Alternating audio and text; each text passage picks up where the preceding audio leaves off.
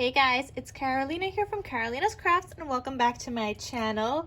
In today's video, I have a project share to share with you guys, and I will have a tutorial coming up next just because I really like how this turned out. As soon as the tutorial video is posted for this album, I will have a link to it in the description box down below. So if you guys are watching this video and you want to see the tutorial, just check the description box and then you'll be able to find the tutorial from this video as well. The way that I designed this album is to use only 12 sheets of 6x6 paper so that I could get 2 albums out of one 6x6 paper pad.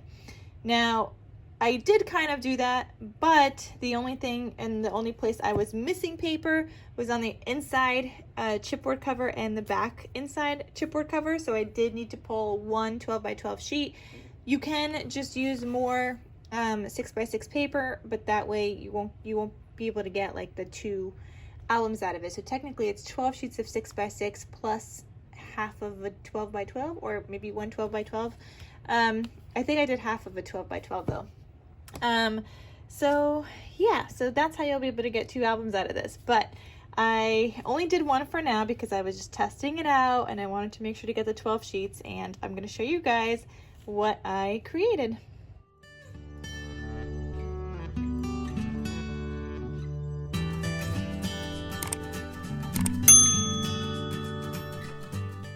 Alright, so I have a ton of this Magical Birthday Girl paper and Magical Birthday Boy paper in the 6x6 size from Echo Park. So what I did first was I just pulled out the 12 sheets of paper. This is what it looks like. So I was able to get 1 album out of this, and I will be making something else with that, maybe another album like this, I'm not sure yet.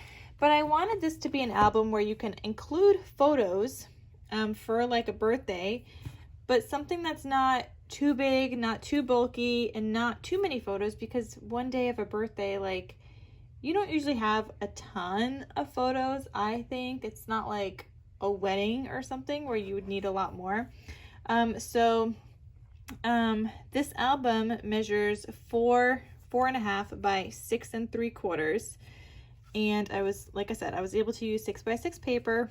I did mat some with some pink on the front, and I did some stitching, some decorations, and the stickers I did use from a sticker sheet. I had an extra sticker sheet from this collection, embellished with some stars, and it just says "To the Birthday Girl," the spine and the back side. And you guys always ask me where I get this like logo stamp from. So I stamped mine onto white cardstock and then I die cut it in the circle shape.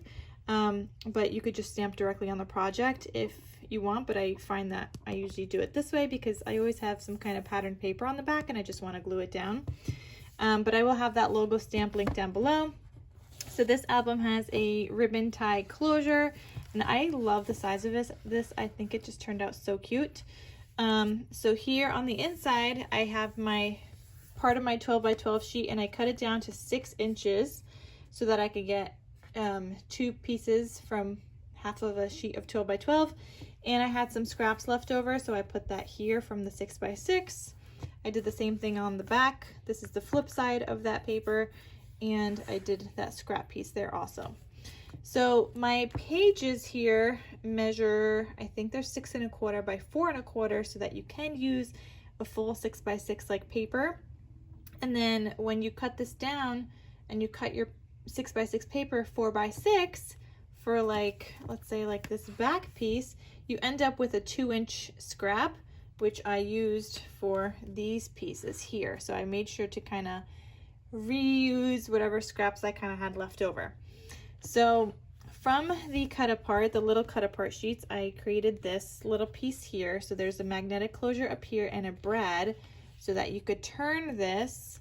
Now you could open this up and then flip this one down. And there's some more of those scraps, the 2 inches, and then you have your full 4x6 size photo that you could add in back here. And I think it's just turned out so cute. So that's how that works there. And I added in inserts, and I just matted it with pink, so I didn't use any more paper. But you could just add a photo here, and this would be for a 5. Well, you could fit a like a 5.5 by 3.5 size photo on here.